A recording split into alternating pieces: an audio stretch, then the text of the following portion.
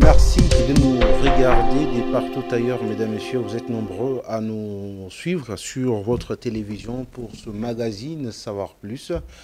Savoir Plus, c'est un magazine qui décrypte les questions économiques, minières, également environnementales. Mais aujourd'hui, nous allons pouvoir parler de ces projets, ces grands projets concernant bien sûr les 145 territoires. La question que l'on se pose aujourd'hui, que faut-il faire pour que ces projets arrivent bien sûr à profiter à tous les Congolais, surtout ceux-là qui vivent à l'intérieur du pays.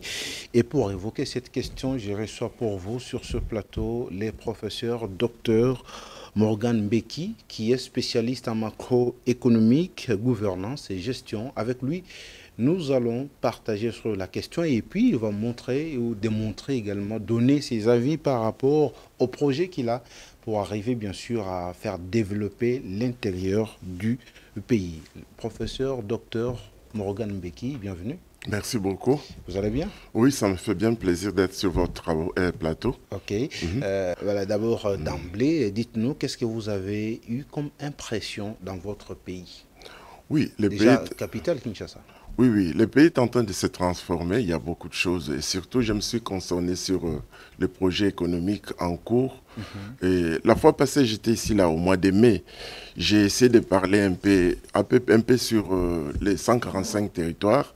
Et enfin, moi, j'ai l'expertise, bien sûr, sur le développement économique, la macroéconomie, mais surtout beaucoup plus sur la réduction de la pauvreté. La réduction de la pauvreté, c'est un aspect qui m'a beaucoup touché quand j'ai regardé les 145 territoires. C'est un projet très ambitieux, un travail de maître, un travail très bien écrit. Mais écoute, mon intervention n'est pas pour... revoir l'entièreté de ces projets, mais je voudrais quand même apporter quelques ajouts dans un aspect qui m'est très simple, là où j'ai l'expertise, Voilà. surtout celui de la réduction de la pauvreté. Merci, nous allons y arriver. Bien sûr. Vous êtes spécialiste, comme je l'ai dit, en macroéconomique, gouvernance, la bonne gouvernance, également gestion. Mais sur le plan économique, quand vous arrivez au pays, c'est vrai, vous dites que les pays marchent bien, il y a quelques aspects qui avancent, pendant que le peuple est en train de crier haut et fort que les dirigeants n'arrivent pas, bien sûr, à répondre positivement aux questions qui nous concernent. Surtout, les questions liées, bien sûr, au social. Oui, il y a beaucoup de problèmes sociaux. Il y a beaucoup de problèmes sociaux. Et pour résoudre les problèmes sociaux, il faut des approches, il faut des stratégies sociales. Et certaines décisions économiques peuvent se prendre aujourd'hui ou bien dans cette année, mais les réponses ou bien les solutions ne viendront pas immédiatement. Il y a beaucoup, par exemple, on est en train de se concentrer sur l'infrastructure, par exemple, les routes. Ce sont des solutions qui peuvent donner leurs dividendes, qui peuvent donner leurs fruits à long terme. Je comprends que les problèmes que les citoyens ont aujourd'hui demandent des solutions immédiates, mais il faudra aussi attendre, patienter, parce que les solutions économiques ne sont pas des solutions magiques. Voilà. C'est comme ça ce que je peux dire pour le moment. Donc il faut toujours chercher à anticiper. Il faut anticiper et il faut aussi patienter. Il faut aussi patienter parce qu'il n'y a pas de solution magique. Surtout les problèmes non, les solutions n'arrivent pas immédiatement. Baguette magique. Pas des bâtons magiques. Voilà par exemple les domaines qui concernent les miens. Ma spécialité, par exemple, quand je parle de la réduction de la pauvreté. La pauvreté, il faudrait que je vous rappelle que c'est la question la plus difficile de l'économie. Adam Smith l'a dit déjà dans son livre Wealth of the Nation, la richesse des nations. Il a dit il n'y a pas une question beaucoup plus difficile que celle de réduire la pauvreté. Il faut qu'on aille vers là. Et comment alors il faut faire pour diminuer quand même l'impact de la pauvreté? Il y a des solutions. Il y a des solutions, mais ça ne sera pas, on ne sera jamais à mesure de réduire la pauvreté totalement. Mais il faut trouver des solutions qui réduisent l'impact de la pauvreté. C'est comme par exemple, nous sommes trouvés sur le problème de la solution des microcrédits. Il faudrait que je vous rappelle un peu, il y a quelques années, j'ai fait un travail ici à Kinshasa sur la réduction de la pauvreté ici à Kinshasa. Pour les gens qui recevaient les microcrédits. Bon, généralement, il faut le dire, que les microcrédits ne réduisent pas la pauvreté. Ah bon? Non, les microcrédits diminuer l'impact de la pauvreté. Okay. Ça ne réduit pas la pauvreté. Mon cher ami, si donc les microcrédits ne sont pas égaux à la réduction de la pauvreté. Non, en tout cas, il ne faut pas qu'on les prenne comme ça, mais je vais arriver à là où les microcrédits peuvent avoir un impact beaucoup plus significatif sur la pauvreté. J'y arrive. Les microcrédits comme tel, ça ne réduit pas la pauvreté. Disons que ça diminue l'impact de la pauvreté. Voilà, si par exemple les microcrédits réduisaient la pauvreté, les pays comme le Bangladesh, vous savez, c'est lui qui a eu le prix Nobel des microcrédits, c'est le professeur Mohamed Yunus, qui est maintenant le premier ministre de Bangladesh. Il n'y a pas très longtemps, il est devenu premier ministre. Bangladesh pouvait être déjà un pays riche, tout le monde se trouverait bien dans de bonnes conditions, mais ça n'a pas réduit la pauvreté comme telle. Les microcrédits peuvent réduire la pauvreté s'ils sont accompagnés par la création des assises. Par exemple, quand on vous donne les microcrédits, on vous apprend aussi quelque chose. Au fait, c'est la recherche que j'ai eu à faire ici à Kinshasa. Oui. J'ai essayé d'examiner comment les microcrédits peuvent avoir un impact sur les gens qui reçoivent, sur les gens à qui on donne les microcrédits. J'ai fait ce travail pendant plus d'une année, c'était un travail très important pour moi. Mais j'ai trouvé par après, ici pour Kinshasa, il y avait un problème de gouvernance. Ça n'avait jamais diminué la pauvreté. Il y avait juste un problème de gouvernance parce que parfois, les gens qui recevaient les microcrédits n'étaient pas des gens qu'il fallait pour participer au programme. Okay. Mais les microcrédits ne réduisent pas la pauvreté. Et comment les microcrédits peuvent avoir un impact significatif sur la pauvreté? Il faut par exemple, prenons les microcrédits nature. Prenons les microcrédits nature. Aujourd'hui, c'est représenté comme entrepreneuriat social. Les microcrédits nature, par exemple, il y a eu quelques cas ici au Congo. Il y a une dame américaine, Nancy Grace. Elle a fait un peu dans les Bas-Congo, et puis elle a fait aussi à Walikale précisément. Ouais. Les microcrédits nature ou entrepreneuriat social, ça consistait par exemple à donner, au fait il faut que je rentre un peu, dans l'entrepreneuriat social dont je parle, il y a un concept cher aux concepteurs de l'entrepreneuriat, l'avantage comparatif. Okay. Il faut utiliser l'avantage comparatif. Disons que l'expérience de Madame Nancy, le professeur Nancy, il faut le dire, à Walikale et même dans les Bas-Congo, bon, il trouve par exemple que à Walikale, les gens sont beaucoup plus orientés à l'élevage. Oui. Ici, par exemple, à Luozi, les gens qui sont le long du fleuve, ils sont beaucoup plus orientés à la pêche. Oui. Il faut leur donner encore d'autres matières. Ils peuvent bien faire la pêche. Et quand ils auront fait la pêche, ils auront maintenant des moyens pour avoir quand même assez de moyens financiers. Ils auront des moyens financiers pour être autosuffisants. Ces moyens-là vont leur permettre aussi d'envoyer leurs enfants à l'école. Leurs enfants ne seront plus des pêcheurs. À long terme, la famille aura diminué les problèmes de la pauvreté. C'est comme j'ai dit au début, voilà, on a des problèmes sociaux ici au Congo. Oui. Il faut aller, les problèmes se résolvent lentement, pas immédiatement. Alors, les enfants ne deviendront plus des pêcheurs, ils deviendront des gens qui pourront avoir des emplois, ils deviendront des salariés quelque part. Et il faut utiliser des solutions sociales.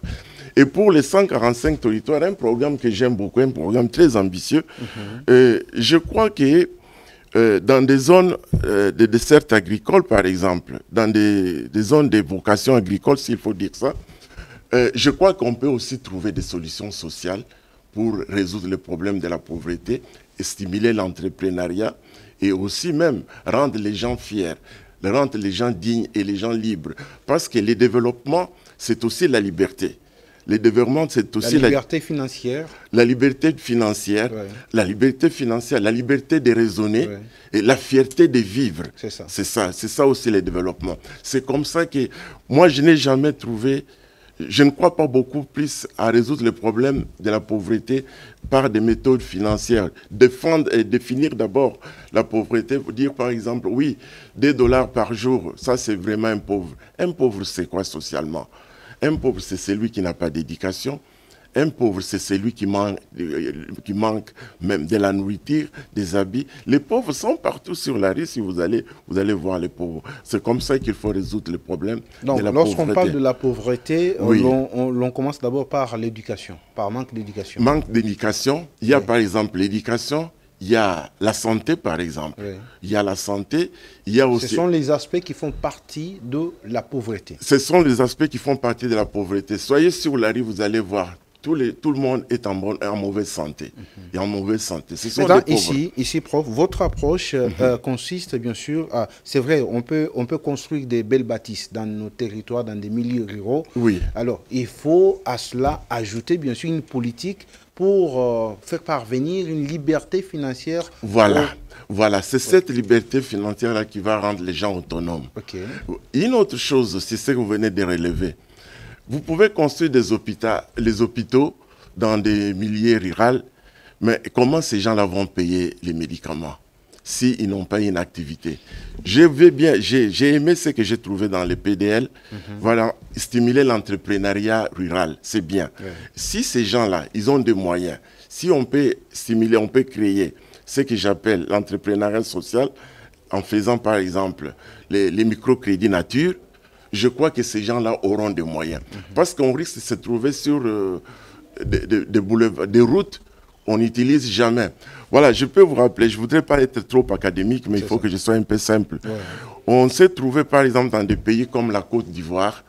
On s'est trouvé aussi dans un autre pays comme le Nigeria, par exemple. On a eu à construire des routes, des grandes routes, les routes qui vont vers Yamoussoukro. On a pensé, ça c'est le modèle de développement de Lévis. Oui. Bon, après ça, à quoi ces routes ont servi? À rien du tout. Parce que les locaux, les gens du village n'avaient pas d'activité. Et c'est comme aussi chez nous, vous pouvez construire des bonnes routes, des grandes routes, mais si ces gens-là n'ont pas d'activité, ils n'ont rien. Bon, comment est-ce qu'on va connaître l'explosion démographique dans les centres-villes? Au fait, vous relevez encore un point important. Si par exemple, on fait les microcrédits nature, si on développe l'entrepreneuriat social, peut-être un jour on aura l'occasion de parler beaucoup plus de l'entrepreneuriat social, parce que là, dans l'entrepreneuriat social, on voit les normes, on voit les valeurs. Il y a aussi l'entrepreneuriat social, bon, qui a des aspects négatifs, mais il y en a on parle beaucoup plus de celui positif. Bon, si on peut construire des routes, les gens là, ils ont des activités, on peut facilement stimuler la croissance dans des villages, et les jeunes gens aussi vont rester dans des villages. Oui. Il n'y aura plus l'exode rural comme nous avons aujourd'hui. Parce qu'autrefois, Kinshasa, c'était au fait une ville industrielle. Ce n'était pas une ville aussi immense avec tout le monde qui venait. Bon voilà, économiquement on peut se retrouver, on peut rester, on peut vivre. Bon, quand déjà les gens au village se retrouvent bien, bon, je ne vois pas pourquoi ils seront dans l'obligation de venir à Kinshasa. Donc il faut qu'il y ait vraiment des études minutieuses. Oui. Pour accompagner les programmes, le PDL 145 territoires, il faut vraiment ces études qui seront faites par des experts que vous êtes.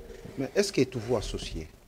Moi, écoute, nous sommes là, mais moi, je n'ai pas un network. Vous êtes un penseur libre? Non, je ne suis pas un penseur libre. Vous savez, un intellectuel doit orienter ses connaissances vers la société. C'est ça. Il doit orienter ses connaissances vers la résolution des problèmes. Si ce sont des problèmes sociaux, il faut les amener. Il faut amener des solutions pour qu'on puisse les résoudre. C'est ce qu'un intellectuel doit faire normalement. Bon, écoute, nous sommes là. Nous sommes les fils de ces pays, des pères et des mères, s'il faut les dire. Donc, nous sommes là si on a besoin de nous. J'ai parlé quelquefois avec des gens, mais on n'a pas... On se sent pas, je ne me sens pas personnellement dans l'obligation d'imposer aux gens, voilà, c'est moi qui peux faire ceci, qui est capable, moi je suis capable de faire ceci, ou moi je suis capable de changer le programme ou d'améliorer le programme. Non, il faut, en étant sur le plateau comme avec vous, nous exposons les idées et nous avançons. C'est bien beau d'exposer toutes ces idées, mais si je vous comprends mieux, c'est-à-dire, si l'on n'arrive pas, bien sûr, à mettre en place cette politique d'approche pour aider les populations qui vivent à l'intérieur du pays à se développer financièrement, donc le PDL 145 territoires ne servira à rien.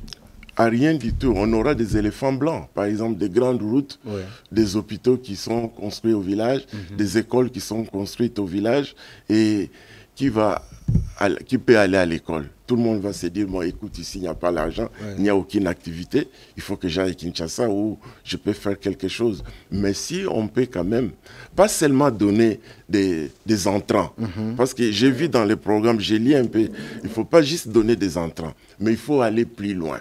créer des associativités.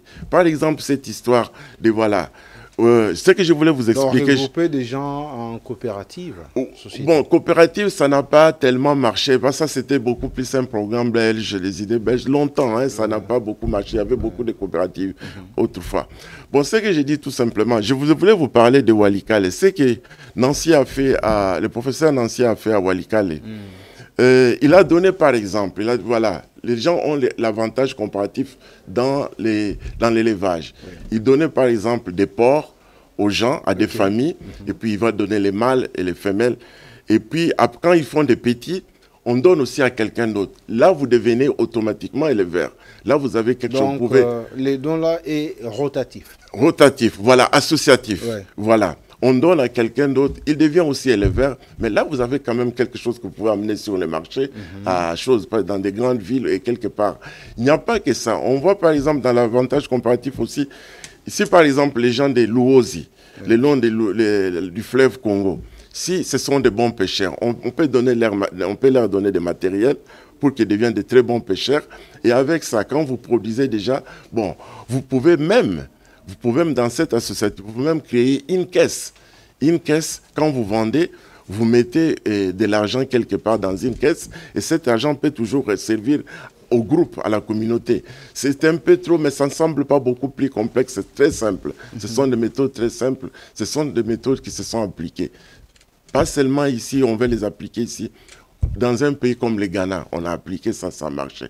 Le Sénégal et même les 145 territoires, c'est un modèle qui a été appliqué aussi ailleurs, dans un pays comme le Sénégal. Je crois qu'ils se sont inspirés aussi de ce modèle sénégalais et même dans d'autres pays asiatiques, ils ont déjà fait ce modèle. On peut apprendre de quelqu'un d'autre. Et même dans le développement, écoute, on peut utiliser plusieurs modèles de développement. Je ne veux pas dire seulement, voilà, les modèles de Lewis qui sait qu'il faut. On a fait ça, le Nigeria a fait ça. Nous aussi, on voulait faire ça autrefois, à l'époque, pendant la Deuxième République.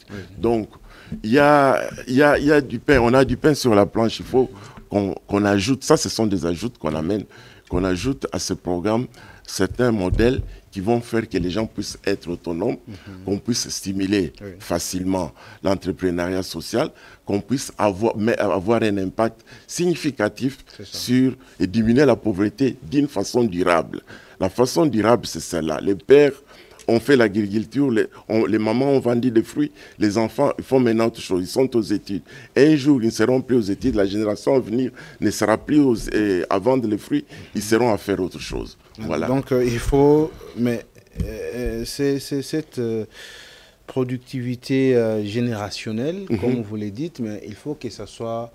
que ça reste perpétuel et accompagné, que cela soit également d'une manière modernisée.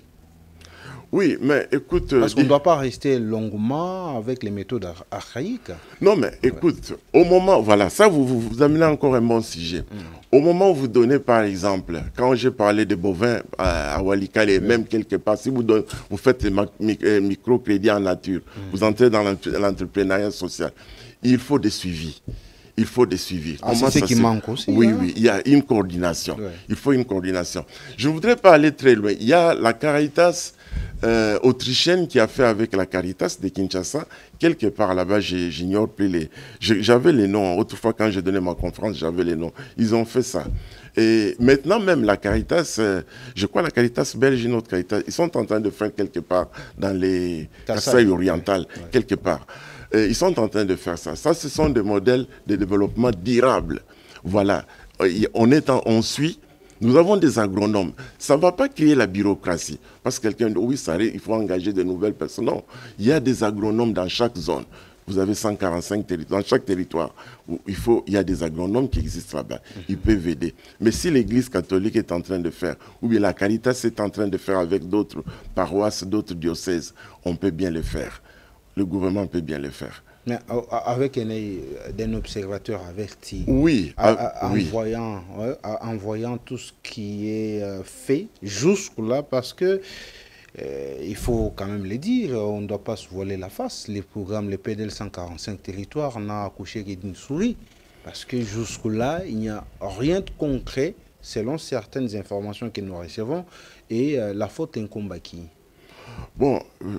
De prime abord, je me réserverai d'évaluer les programmes parce que nous ne sommes pas encore à la fin, parce que j'ai appris récemment qu'on venait de doter ces programmes d'un peu plus d'argent pour avancer. Je ne voudrais pas l'analyser avant qu'il soit à sa fin. Mais généralement, c'est comme je vous ai parlé, je parle de quelque chose qui a existé, qu'on a vécu.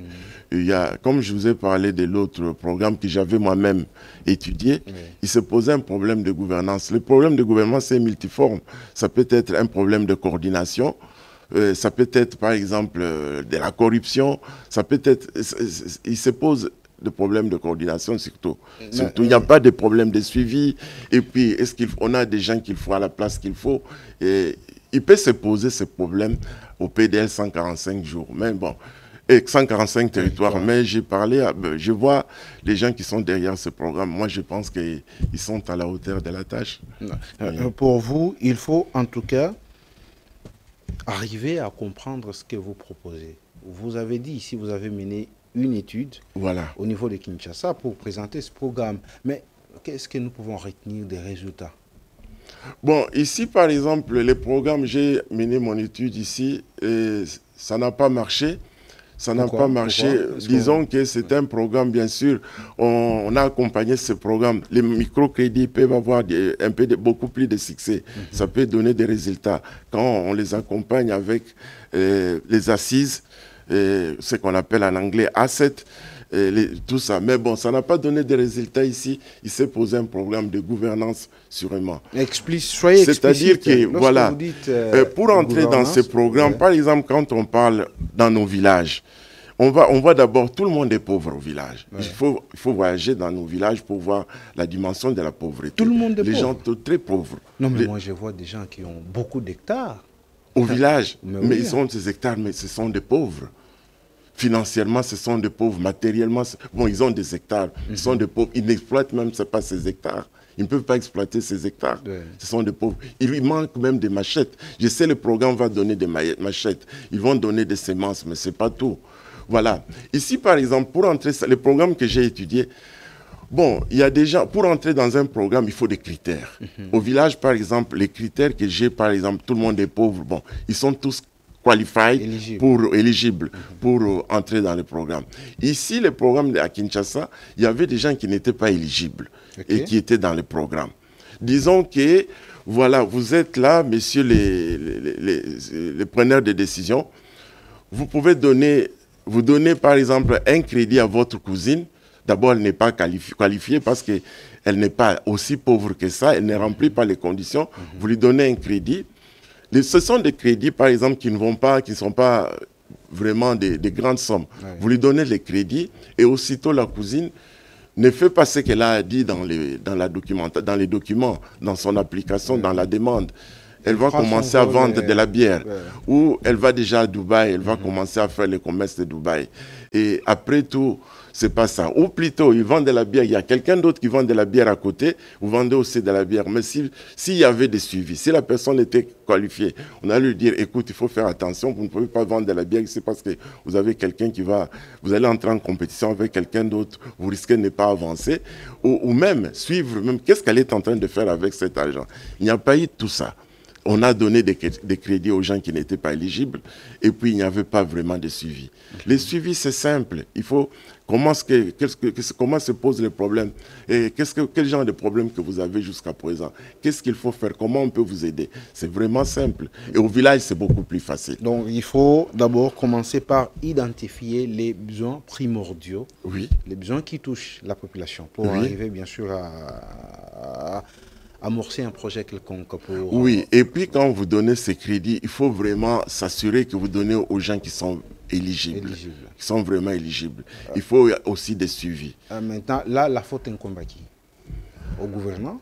Moi, j'ai pensé, à un moment, bon, disons que je pensais que c'était le programme lui-même, les leadership du programme. Le leadership du programme. Les gens qui donnaient les crédits ici à Kinshasa, et ils avaient un problème. Ils n'avaient pas un problème, mais ils avaient ils ont manqué quelque part à leur responsabilité. Voilà. Et si ça s'est fait avec le gouvernement, écoute, moi je vais vous dire une chose, le gouvernement ne peut pas tout faire. Le gouvernement ne peut pas tout faire. Vous voyez par exemple dans les pays baltiques. Donc tout ce que nous connaissons ici, nous enregistrons du jour au jour, la population crie, le gouvernement doit faire ceci, le gouvernement doit nous doter de ceci, de cela. Donc, mais ici, vous dites que le gouvernement ne peut pas tout faire. Le gouvernement ne peut pas tout faire. Je ne voudrais pas paraphraser un président américain, mais il ne faut pas demander, c'est pas, je ne me rappelle plus, hein, il ne faut pas tout demander au président, mais il faut dire aussi ce que toi tu peux faire pour le gouvernement. Ouais. Oui, il y a quelque chose, une certaine logique dans ce qu'il avait dit. Le gouvernement ne peut pas tout faire. Pour ces entreprises sociales dont j'ai parlé il n'y a pas très longtemps, il faut une certaine coordination. Et pourquoi ça marche, par exemple, pour les églises? Ça ne marche pas parce que, écoute, ce n'est pas tout le monde qui peut faire les gestionnaires de microcrédits. Ce n'est pas tout le monde qui doit faire. Le gouvernement, l'administration du gouvernement, ça devient trop bureaucratique et ça devient très difficile à suivre. Le gouvernement doit céder certaines responsabilités aux gens qui ont cette vocation entrepreneuriale. C'est pas tout le monde. C'est aussi un problème de crédibilité qui se pose. Non, mais un programme de... On doit vous faire confiance comment? Non, mais vous devez rendre compte au gouvernement. Vous devez rendre compte au gouvernement. C'est un problème de logique. Vous avez un travail, voilà ce qu'il faut suivre. Vous savez, ailleurs, quand on vous donne un travail, même ici à la radio, on vous dit, voilà votre job definition. Oui. Ce que vous devez faire, ça. Il y a des choses que vous ne pouvez pas faire. Vous n'aurez rien à faire avec le marketing.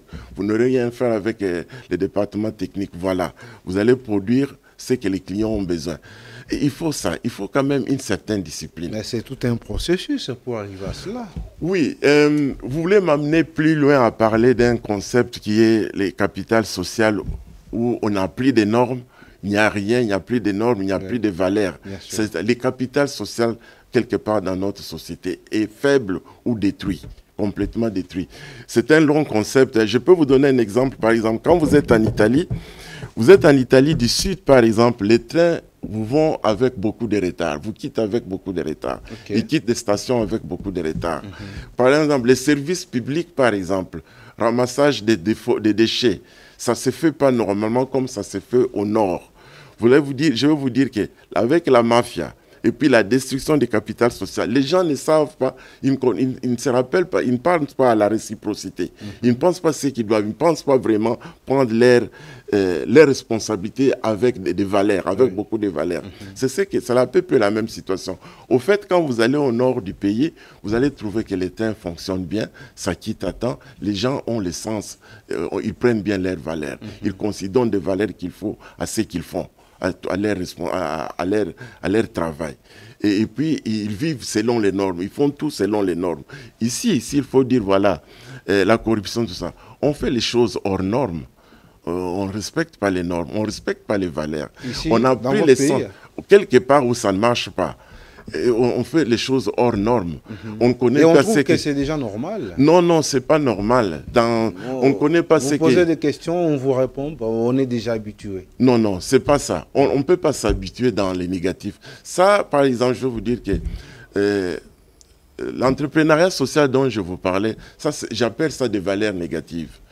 Accepter ce qui est mauvais, ce sont des valeurs négatives. L'entrepreneuriat social s'engage c'est investir vers les valeurs positives. Ce sont par exemple les normes, la réciprocité, faire les choses selon les valeurs qu'il faut. Il faut développer ça.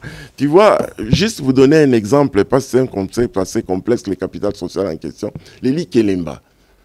Les Likelemba, vous n'allez pas refuser, vous participez au Likelemba, vous recevez. Les Likelemba, ça fonctionne sur base de réciprocité. Cette réciprocité-là, c'est ce que j'appelle aussi capital social. J'ai reçu, il a reçu, quelqu'un d'autre a reçu. Oui. Nous devons faire que tout le monde puisse recevoir. Et dans l'entrepreneuriat social, c'est les capitales sociales qui fonctionnent. C'est ces normes-là, les normes-là qui fonctionnent, les valeurs qui fonctionnent. C'est ça. Bon, quelque part, il faut dire qu'avec la dictature, et puis, on a perdu beaucoup de choses. Il faut une certaine dictature. Bon, la dictature qu'on a eue dans des années passées, les gens ont perdu même l'essence de payer les taxes, par exemple, payer les impôts. Ouais. La dictature qu'on a eue. On est maintenant habitué parce qu'aujourd'hui, il est vraiment difficile. Si nous prenons la ville de Kinshasa qui déjà arrive, je crois, où la population est estimée, je crois, à plus de 10 millions, déjà 15 millions, mais peu seulement payent les taxes. Bon, Et c'est pas normal, hein. Bon, le civisme, il faut instaurer le civisme fiscal. Au fait, j'avais un projet il n'y a pas très longtemps, comment instaurer le civisme fiscal. Ça se fait dans tous les pays africains. Il faut instaurer le civisme fiscal. Mon cher ami, si vous voyez par exemple les grands hôpitaux, je ne sais pas, vous avez déjà été à l'intérieur, vous êtes seulement quinois, vous allez voir des grands hôpitaux à l'intérieur du pays, des grandes écoles. Tout le monde que vous voyez ici, beaucoup d'entre eux ont étudié dans des grandes écoles à l'intérieur du pays, des grands hôpitaux. Ces hôpitaux, ces écoles ont été construites dans les années 50. Je vous informe qu'à cette époque-là, les gens dans des villages payaient des taxes. Il y avait le civisme fiscal. Il faut l'instaurer. Il faut instaurer le civisme fiscal. C'est un travail qu'il faut faire. Par exemple, les budgets du pays. Je ne veux pas entrer trop dans la politique parce que je ne suis pas dedans. Je ne sais pas ce qui se passe. Ce n'est pas vraiment mon domaine, la politique courante. Je ne sais pas. Mais vous avez quand même la politique macroéconomique. Hein? Oui, bon, on touche un peu dans la macroéconomie, on touche un peu la politique. Bon, l'environnement, voilà, l'environnement. Je ne connais pas l'environnement dans lequel on applique certaines politiques ici, certaines politiques de macroéconomie, mais l'environnement a un impact important. Ça peut avoir un impact important. Pourquoi on prend les décisions, ça ne marche pas? Peut-être à cause de l'environnement. Je peux vous dire tout simplement que le budget, par exemple, peut être de 18 milliards aujourd'hui, mais ce budget peut être vraiment beaucoup plus grand que ce que nous avons. Si, par exemple, on peut encore stimuler le civisme fiscal. J'avais un projet que je voulais mettre à la disposition des preneurs de décision, s'ils pouvaient accepter à ce que je puisse faire avancer ce projet. Mais qu'est-ce qui a cloché? Au fait, vous savez bien, on parle de ces problèmes, on est en train de les parler tout de suite là, mais on pouvait avoir un projet, il faut connaître quelqu'un. Vous m'avez demandé pourquoi vous êtes là, vous n'êtes pas ici. Et il faut connaître quelqu'un qui va avancer ce projet. Il faut que dans ce projet, qu'il y ait des pourcentages que je vais donner à la personne qui va faire avancer le projet et les déposer sur la table des preneurs de décision. Mais vous croyez quand même au changement? Oh, je crois beaucoup au changement. Je crois beaucoup au changement. Même pas à travers vous? Il y aura toujours des gens qui viendront. Oui, il y a toujours des gens qui viendront pour le changement. Oui, je crois beaucoup au changement. Je crois aussi à la volonté de leadership. Mais un seul hirondelle ne fait pas le printemps. Le président seul ne peut pas tout faire.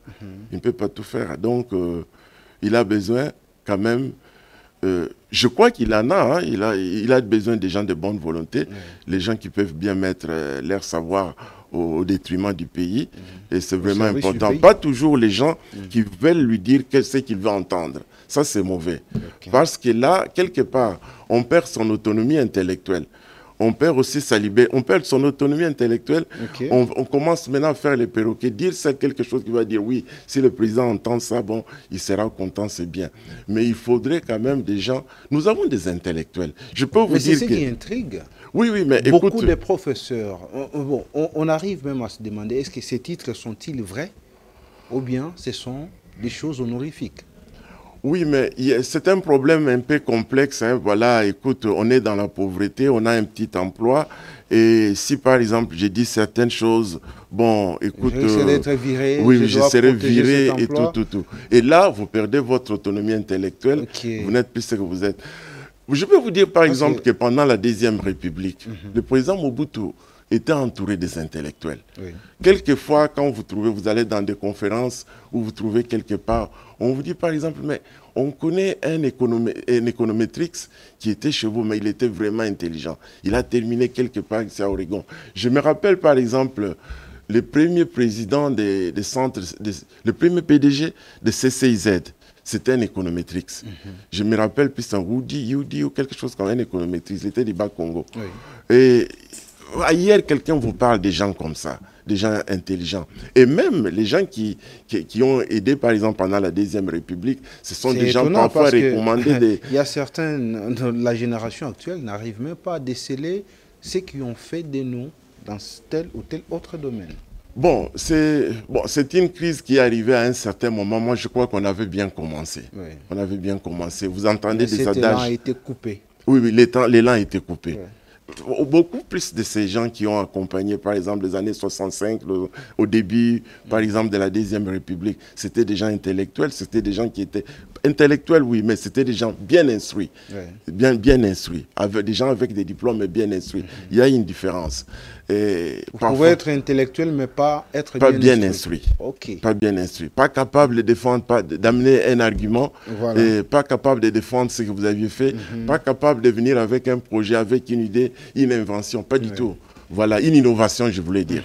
Pas du tout, c'est ça. C'est ça peut-être. Aujourd'hui, on a des gens qui se contentent de ces papiers qu'ils détiennent. Oui. Et puis, avec ces maigres travail, ils doivent les protéger à tout prix Oui. pour ne pas tomber dans les tentations d'être virés.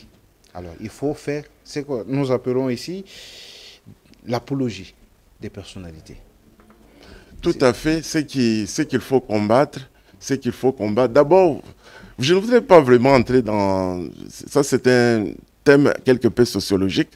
D'abord, le fait de voir que si, par exemple, on vous nommait PDG, on vous nommait, par exemple, à la Voix d'Isaïe, à la RTNC, Ouais. les membres de la communauté, les membres de votre clan vont venir, ils vont fêter. Pourquoi ils font ça? Pourquoi ils font C'est ça le bémol. Hein? Oui, pourquoi ils font ça? Parce que voilà, celui qui va là-bas, il va essayer de nous faciliter. C'est notre Moïse, il va nous amener vers la terre promise. Ouais. Et c'est un peu ça. On Mais aura c'est des une numéros culture qu'il ne faut pas. matricules. Mais sincèrement, c'est pas que je suis nostalgique de la Deuxième République, parce que je sais que beaucoup de gens parlent de la dictature. Oui, c'était ce qui a existé. Mais il y avait de l'ordre. il n'y avait pas de personnalité politique qui était dans la vie vulgaire. Ok. Pas tellement. Il n'y en avait pas. Comme on le voit aujourd'hui. Non, il n'y en avait pas. Il n'y avait pas de personnalité politique qu'on chantait à gauche, à droite. Il n'y avait pas de personnalité politique qui faisait le mativisme. Non, il n'y en avait pas. Et ces gens passaient, par exemple, je connais un peu, j'étais jeune moi aussi pendant cette période, ces gens passaient à l'école Makanda Kabobi. On leur donnait des enseignements. Il y avait des choses qu'ils ne pouvaient pas faire. Comment ils pouvaient se comporter, comment ils pouvaient s'habiller. Tu vois, c'est simple. C'est simple, comme c'est pas vraiment important. Mais et cette école n'existe plus. Hein? Ça n'existe plus. La façon dont une personne doit se présenter, une autorité doit lorsque vous êtes un homme d'État. Voilà, un homme d'État. Ouais. Qu'est-ce que vous pouvez faire, qu'est-ce qu'on ne pouvait pas faire? Aujourd'hui, c'est autre chose. C'est autre chose. C'est vraiment autre chose.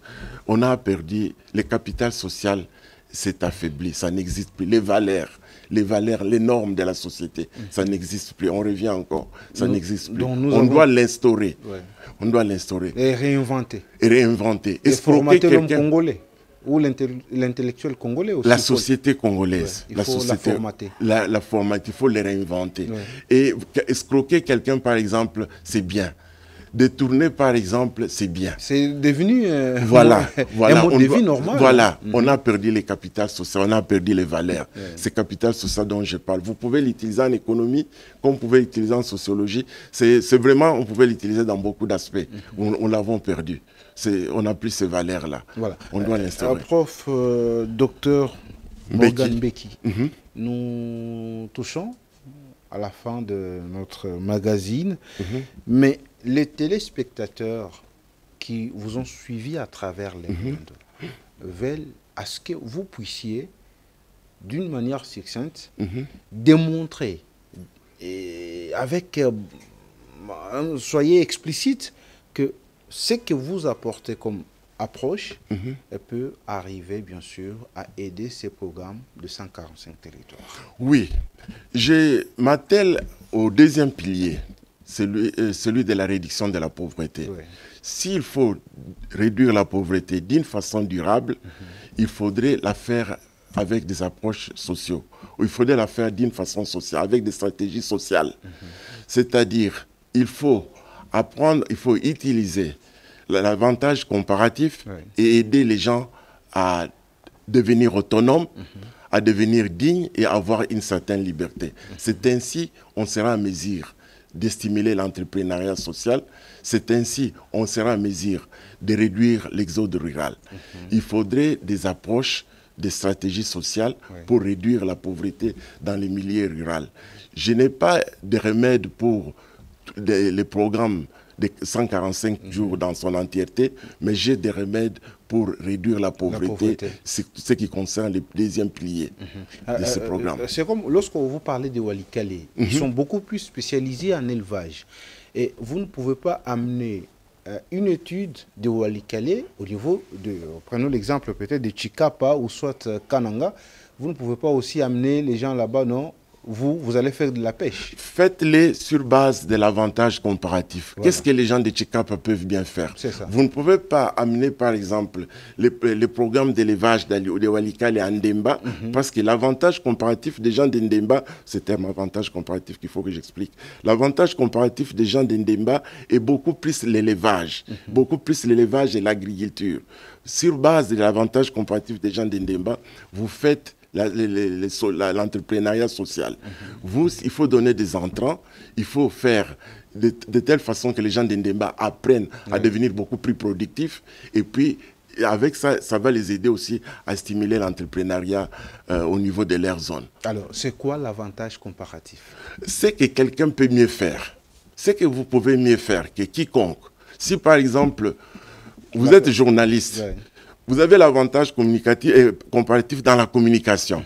Si on vous demande, par exemple, de devenir médecin dans un hôpital, c'est pas d'abord votre domaine. C'est ça. C'est pas votre domaine. Bon, prenons par exemple dans des villages.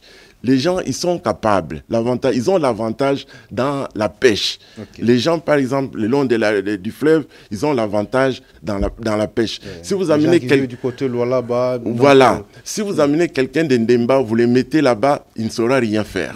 Et les gens de Luozi, les gens partout là, les gens où ils se trouvent le long du fleuve, ils sont beaucoup plus pêcheurs et ils le font bien. Quelqu'un d'autre ne fera pas bien. Si vous prenez quelqu'un de Luozi, allez vivre par exemple à Ndemba ou bien à Ilebo, bon, Ilebo, il y a encore de l'eau là-bas, tout ça. Adi Lolo, ouais. Il va se dire, mais moi, qu'est-ce que je peux faire si moi, je ne connais que la pêche? Moi, si vous me mettez avec quelqu'un d'autre, moi, j'aurai beaucoup plus de succès que quelqu'un d'autre. C'est ça l'avantage comparatif. Voilà. Aider la population, aider les villageois dans les milieux ruraux sur base de ce qu'ils peuvent bien faire ou ce qu'ils font mieux. Sans compétition. Voilà. Voilà ce qui va également booster le programme PEDEL 145 territoires. Pas seulement des semences. Pas seulement des semences, mais un modèle. Il faut diversifier l'économie. Il faut diversifier, pas seulement des semences, sur base de l'avantage comparatif, et ce qui va aussi amener à créer des associativités. Là, je voudrais aller un peu plus loin, à créer des associativités. Les gens ont des moyens, ils produisent, ils ont de l'argent ensemble, et cet argent, dans ce cas, il y a un problème de la communauté, ils peuvent les résoudre. Et même individuellement, vous pouvez les résoudre.